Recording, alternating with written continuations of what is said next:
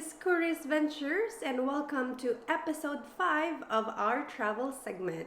So this is entry number 6 for our 30-30 challenge. So thank you so much for joining me in this journey. And on our previous episodes for the travel segment, I have shared with you 20 out of 45 countries I visited. So for today's episode, I'll be sharing more travel countries or travel experiences I had for the past years. So for our first country for today's episode, it is Turkey. So Turkey is the 21st country I visited for the past years. I've been there multiple times for work, and at the same time I managed to do some side trip while I was there for a business trip. So back in 2017, it was the second time I visited Turkey, and my husband went with me to visit Istanbul. So I was actually working for sort of a week, and then I had a weekend to stay in Istanbul. So during that weekend, we went for a day trip to Pamukkale. So we have to fly from Istanbul to the nearest city or airport to Pamukkale, and then we did a day trip, and then we went back. So it's an hour by plane actually from Istanbul. So Pamukkale is one of the places I would recommend in Turkey, guys. It's one of my bucket list, and that's why I said like I should go there. So luckily my husband was there with me to witness, the beauty of this place called Pamukkale. So ayan, guys. And of course, for those of you who are thinking to visit Istanbul, you've got Blue Mosque, of course, the Hagia Sophia, the Grand Bazaar. So those are a couple of places which are next to each other. So you can just walk to get to these three places. And then there are a couple of places where it's famous for restaurants and so on. I'm not sure if you guys know Salt Bay. So he is very famous with this, like that, putting salt on the steak and stuff like that. So last year I was there with colleagues. So we had this executive meeting in Istanbul last year, and we had dinner in one of Salt Bay's restaurant in Istanbul. And of course, there are a couple of places near the river as well, where they serve seafood. So they have fresh seafood, and then you can ask for it to be cooked the way you want it. So I forgot the name of the restaurant though, but it's near Bosphorus. So we also managed to eat in one of the restaurant in the middle of Bosphorus. So that one is quite nice as well. What else? Great food. Highly recommended food in Turkey is, I forgot the name, but it's tahong with rice. So I need to remember the name. Every time I go to Turkey, it's the first thing I would eat. So there is this small shop that sells it next to our office. So it's called Midye Dolma, guys. So it's tahong or green shell. How do you call tahong? Mussels, sorry. It's mussels with rice. So as you can see, it doesn't really look good, but it tastes delicious. So you put lemon on it, and it's just delicious. So I highly recommend to eat this. It's the only thing I eat when I get there, actually. So one thing I cannot forget in Turkey is actually when we went for dinner. I went for dinner with a colleague. We went to this center of our old Istanbul where they have this Blue Mosque and stuff like that. And I actually ripped my dress behind me.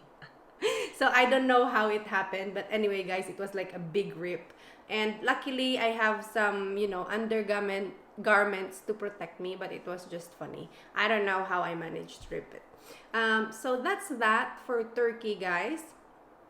For our 22nd country, it is Greece.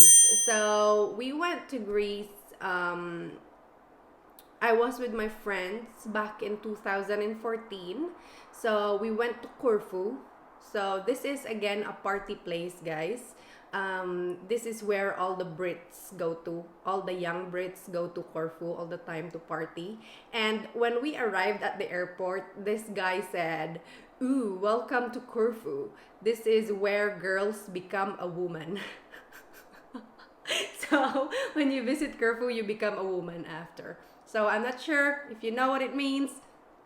I think you got it, guys. So yeah, it was fun. We had really fun. Of course, it was just about parties and stuff like that. So we went to different parties almost every night.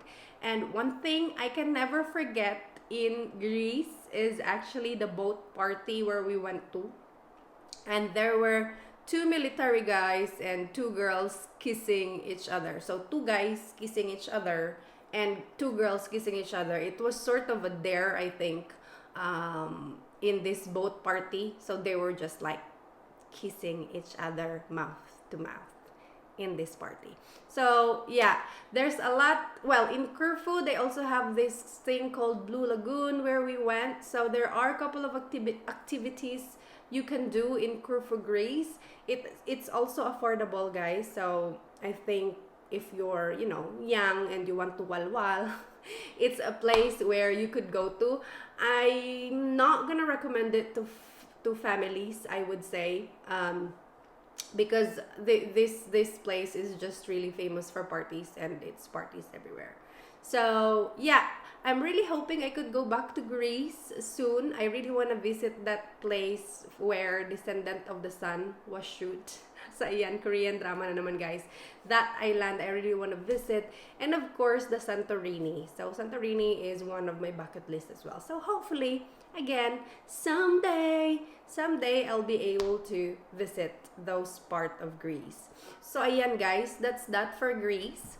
And then for our 23rd country, it is Malaysia. So when I went back to the Philippines, I stayed in the Philippines for 10 months. And I booked this trip to Malaysia because the tickets were so cheap. And I have my friend there. So we managed to visit this Batu Cave, of course. And this, what's that? The Twin Towers? Not Twin Towers. Like these two towers. Again, I forgot the name, guys, but I think you know what I mean. In Malaysia, it's very famous. And they have this chicken rice that is quite nice in Malaysia. And yeah, I think that's the only thing I ate or something that I quite like in Malaysia. They have similar food in Singapore, I think, the Malaysian one. But yeah, this chicken rice, this one, I would highly recommend. It was quite nice. And one thing I can never forget in Malaysia is the hotel room where I had all these, I don't know, spots. So all red spots all over me when I was about to go home. I don't know if it's because the room is not cleaned or there's some small parasites in this room. But the only thing is my friend stayed with me, and she didn't have it. It's only me. So I had all these bug bites all over me, and it looked horrible. So anyway, that's why I cannot forget Malaysia. Okay, so Malaysia done. Next country, the 24th country I visited is Belarus. I'm not sure if you're familiar with Belarus. It's not very famous. It's near Russia. I was there for a business trip again, and I stayed there for, I think, almost a week. And they really have quite nice, oh my god, my English. They have nice food there as well. So I think they have, they normally have this canteen where you have a lot of variety of food that you can choose. And I quite like the borscht. So I know borscht is something like very local Russian, but they have really great borscht there that I tried. One thing I cannot forget in Belarus is getting from Belarus to Gomel. So I have to go to I had to visit our office in in Minsk, and then go to Gomel at the same time to visit another office. So from Minsk, I have to take a train, and there's no English, guys. Even the train ticket is not in English. And I don't know where my platform is or how to find my platform because the signage was also not English. So I was trying to ask people and they don't understand me. I don't know how I managed to get to Gumel. I said I was like posting on my social media saying, "Oh, if ever I get lost, find me in between Minsk and Gumel." But anyway, guys, I survived that, so which is quite good. But yeah, that's one thing I cannot remember. I cannot remember. I cannot forget from my trip in Belarus. So 25th country, it is Vietnam. So ayan guys, Vietnam. I've been to Vietnam again. That's for work. So I was there for almost a week. So I visited our Hanoi office and our Saigon office or Ho Chi Minh office. So there's, I think, couple of things I cannot forget in Vietnam. So I arrived in Hanoi, and then the next day I called the hotel in advance to book this tour to where is it? I'm trying to remember the place. You know where the oh my god, I'm really bad at this. This place in Hanoi, it's called Halong Bay.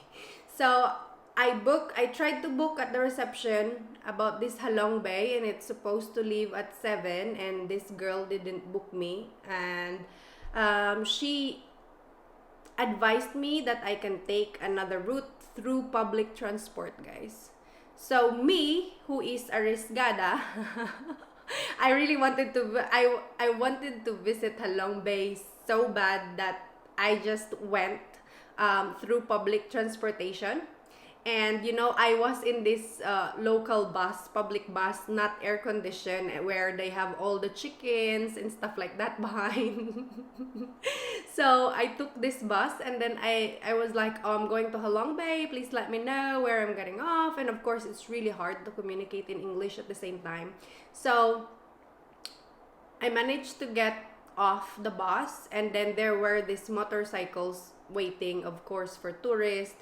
And this one guy, luckily he was speaking English, but he's offering me a tour which cost so much. And when we reached like the pier of the ferries or the boats that goes to this Halong Bay, they were offering me an expensive tour. So I was just there and did not manage to really cruise the Halong Bay. It's so sad, but it was quite an experience for me that I actually managed to get to the Halong Bay area through public transport.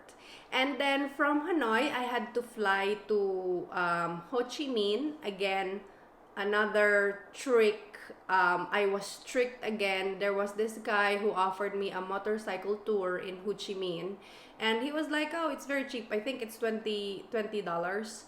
It was like, it's only $20. I'm gonna bring you to great places you need to visit in Ho Chi Minh, and he speaks English. So I was comfortable at the very beginning. So I was just like, okay, let me just get to my hotel and get some stuff, and then we can go. So we went to do some shopping and then visit a couple of places in Ho Chi Minh, and I actually paid for his lunch. So he brought me to a place. He was recommending this pho.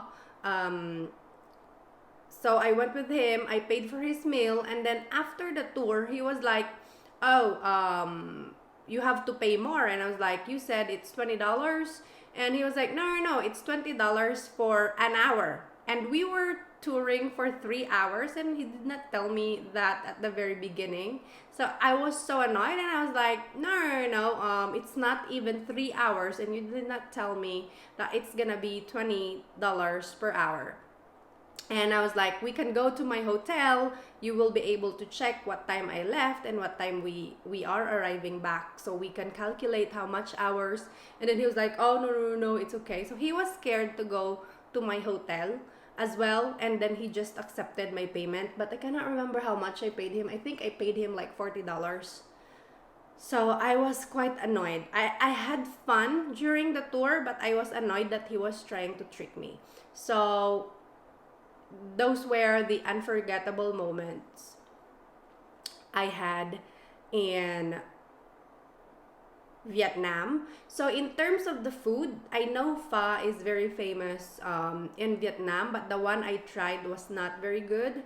So my friend cooks it really nice though. So I sort of appreciate pho now, but not coming from Vietnam. So highly recommended food is when you are in Hanoi, you have this bún chả. So this food I was eating every lunch for 3 consecutive days when I was in the office in Hanoi. It's actually noodles on the side and some salad, and then you have this grilled pork and you have a soup. So you put the soup on these noodles and then put the grilled pork. Oh my god, it's so nice. And then the setup is because it's sort of like a street food. So you basically have to buy it in one of these street shop, and then you sit on the street, like, you know, like a very low chair, you know, the kids chair. And yeah, I think it was a fun experience. I didn't have photos though, but yeah, it's the recommendation, I would say, in terms of food if ever you are in Hanoi. So that's for our 25th country, guys. For our 26th country, it is Indonesia. So I went to Indonesia as well just for a couple of days to do some training. I did not manage to roam around, unfortunately.